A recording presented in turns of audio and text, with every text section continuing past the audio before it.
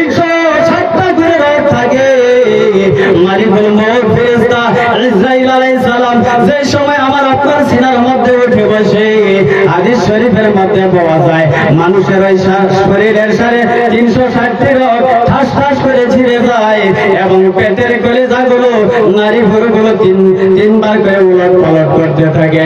এবারে মুসলমান ভাইয়েরা বলরা, এই মালিকুল মউত ফেরেশতা আমার আপনার আমল যদি ভালো আছে, আমাদের মৃত্যুটা বড় সহজ ভাবে হবে। এই জগতের মানুষ,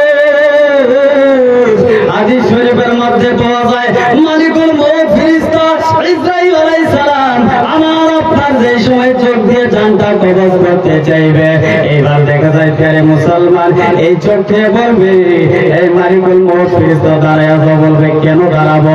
বলে এই চোখ দিয়ে তুমি কি করবে? বলবে এই চোখ দিয়ে তোমার আত্মা বের করবো। এইবার চোখের জবান ফেলে দেবে আর বলবে, হ্যাঁ মালিকুল মউত ফেরেশতা, না না না, কখনো আমার চোখ দিয়ে তুমি আমার আত্মা বের করতে পারবা না। মালিকুল মউত ফেরেশতা বলবে কেন পারবো না? বলবে এই চোখ দিয়ে আমি কখনো খারাপ কাজে লিপ্ত হই নাই। এই চোখ দিয়ে যদি আমি দেখেছি একমাত্র রাব্বুল আলামিনের পবিত্র কালাম দেখে দেখে আমি তিলাওয়াত করেছিলাম। এই চোখ দিয়ে যদি আমি দেখেছি রাসূলের হাদিসগুলো আমি দেখেছিলাম।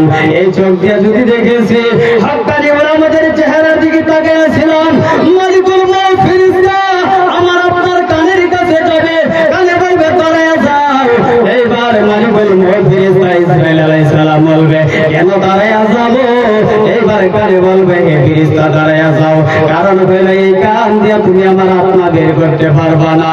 এবারে মুসলমান বন্ধুগণ, অনেক জীবনে মৃত্যু দেখেছি, অনেক মানুষের মৃত্যুবরণ করে মুখটা হাত হয়ে থাকে, চোখ দুটা খোলা হয়ে যায়। এর মুসলমান কোন কোন ব্যক্তিদের জিহ্বাটাও বাইর হয়ে যায়, কোন কোন মানুষের নাক দিয়ে কান দিয়ে রক্ত বের হয়ে যায়। এবারে মুসলমান মৃত্যুর যন্ত্রণায় এমন, এ জগতের মানুষ ওই মৃত্যুকে কেন আমরা স্মরণ করি না? প্রিয় মুসলমান ভাইরা বাবাজিরা, মৃত্যু এমন যন্ত্রণা, অনেক মানুষ মৃত্যুবরণ করে পেশাব পায়খানা পর্যন্ত করে দেয়। জোরে বলুন ঠিক কিনা? জোরে বলুন ঠিক কিনা? প্রিয় মুসলমান, মালিকুল মউত ফেরেশতা কানের কাছে যাবে, কানে বলবে দাঁড়াও। বলবে কেন দাঁড়াবো? বলবে এই কান দিয়ে না আমার আত্মা তোমাকে কখনো আমি নিতে দিব না। বলবে কেন নিতে দিবা না? বলবে হে মালিকুল মউত ফেরেশতা, এই কান দিয়ে আমি শুনেছিলাম আজকে এই জায়গাটার নাম কি? সিনেমারা মসজিদ প্রাঙ্গণে আমাদের মুখের কথা শুনেছিলাম, আল্লাহ রাব্বুল আলামিন কোরআনে কারিমের তেলাওয়াত শুনেছিলাম, আল্লাহ পাকের কোরআনের বয়ান শুনেছিলাম, রাসূলের হাদিসের বয়ান করে শুনেছিলাম। এই মালিকুল মউত ফেরেশতা, আমি বৃদ্ধ হয়ে গেছিলাম, আমার কদমে শক্তি নাই, আমি যাইতে পারি না এই জলসার ভিতরে। আমি সারাটা রাত্র বিছানার মধ্যে শুয়ে শুয়ে কান লাগে আমি শুনেছিলাম। আমি কখনো কান দিয়ে খারাপ খারাপ কথা নেই নাই, আমি এই কান দিয়ে শুনেছিলাম। আলিম ওলামাদের বয়ানগুলো আমি শুনেছিলাম, কিছু কিছু আমল করেছিলাম। এই মালিকুল মউত ফেরেশতা নিয়ে কখনো এই কান দিয়ে তোমাকে আমার আত্মাটা বের করতে দিব না। এইবার মালিকুল মউত ফেরেশতা চলে যাবে। এই প্রিয় মুসলমান, হাদিস শরীফের মধ্যে পাওয়া যায় মালিকুল মউত ফেরেশতা চলে যাবে মানুষের মুখের কাছে, মুখের কাছে যে সময় দাঁড়ায় যাবে, জবানে বলবে দাঁড়ায় যাও। এইবার বলবে মালিকুল মউত ফেরেশতা বলবে কেন দাঁড়ায় যাব? তুমি কেন আমাকে নিষেধ করতেছো? আমি রাব্বুল আলামিনের হুকুম দিয়ে এসেছি তোমার আত্মা কবজ করার জন্য। এইবার ওই ব্যক্তি বলবে, যিনি ঈমানদার হবে ওই ব্যক্তি বলবে, এই মালিকুল মউত ফেরেশতা, কোন জায়গার ভিতরে বৈশা আমি কখনো আড্ডা মারি নাই, কোন জায়গার ভিতরে বৈশা জোয়ার আড্ডায় বসি নাই, কোন জায়গার ভিতরে বৈশা শরীর আলোচনা করি নাই। এই মালিকুল মউত ফেরেশতা, আমি যদি বসেছিলাম আলিমদের মজলিসের মধ্যে বসেছিলাম, আলিমদের মুখের কথাগুলো শুনেছি। এই মালিকুল মউত ফেরেশতা, আমি মুখ দিয়ে তোমার আত্মা নিতে করতে দিব না। জোরে বলুন আল্লাহু আকবার। আমরা সেই মউতকে স্মরণ করতে চাই কি চাই না? জোরে বলেন চাই কি চাই না? প্রিয় মুসলমান, মৌত এমন একটা বস্তু, তার জন্যই আপনাদের কাছে আমি অনুরোধ জানাই প্রিয় মুসলমান, আমার বাড়ি হলো মরিগাঁও ডিস্ট্রিক্ট, আমি অনেক দূর থেকে এসেছি। প্রিয় মুসলমান, মৌত এমন একটা বস্তু, এই মৌতে কাউকে ছাড়ে নাই আর ছাড়বেও না। জোরে বলুন ঠিক কিনা?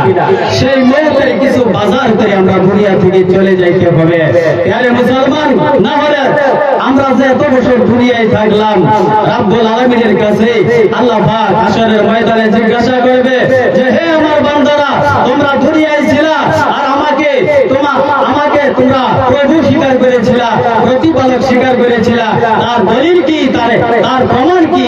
প্রিয় মুসলমান, আজকে যে জায়গায় জলসা হইতেছে, এই জায়গার যদি মাটির যদি কোনো দলিল না থাকে, সরকারে এই মাটি রাখবে? বাড়িঘর রাখবে না। আর এসপিএসসিএস যদি মাটির কোনো প্রমাণ না থাকে, দলিল না থাকে, সরকারে বড় বড় বিল্ডিং পর্যন্ত ভেঙে দেবে। ধরে বলুন ঠিক কিনা? প্রিয় মুসলমান, হাশরের ময়দানে আমার আল্লাহ জিজ্ঞাসা করবে হে বান্দারা, দুনিয়ার মধ্যে আমি রব্বুল আলামিনকে আল্লাহ বলে স্বীকার করেছিলাম, তোমাদের কি দলিল আছে?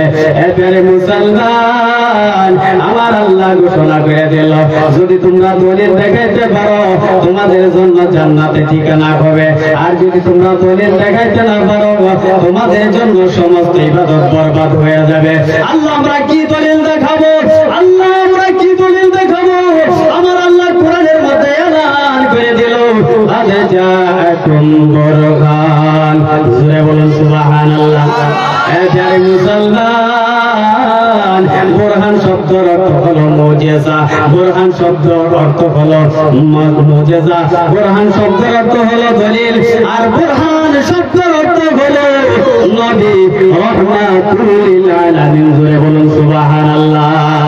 আমার আল্লাহ বলে, ওই মুহাম্মদ নামের দলিল যদি বান্দায় দেখাইতে পারে, আমি রব্বুল আলামিন ওর জন্য চিরস্থায়ীর জন্য অবশ্যই কি করলাম? জান্নাতে আমি স্থান দান করব। জোরে বলুন সুবহানাল্লাহ। আমরা সেই নবীকে মানার দরকার আছে না নাই? কে কে মানতে চাই? দুই হাত উঠায় দেখান তো। আমরা সেই নবীকে মানতে চাই কি চাই না? সকালে চাই ইনশাআল্লাহ। আল্লাহর ঘর মসজিদকে মানতে চাই কি চাই না? সকালে নামাজ পড়বো ইনশাআল্লাহ। জোরে বলুন, সকালে পড়বো আলহামদুলিল্লাহ। আল্লাহ রাব্বুল আলামিন সকলকে তৌফিক দান করুক। প্রিয় মুসলমান, আসলে রাত্র 12টার পরে কোনো ওয়াজ হয় না, আর জানেন যে লোক কম থাকলে কিন্তু বক্তারা ওয়াজ মজা করে করতে পারে না। তবে যাই হোক, আপনারা সকলে মসজিদকে ভালোবাসেন না? জোরে বলেন, বাসেন নাকি? সকলে বাসেন না? বাসেন। এই যে মসজিদের যেটা প্লাস্টার, এই প্লাস্টারের কিছু কাম বাকি আছে। আপনাদের কাছে আমি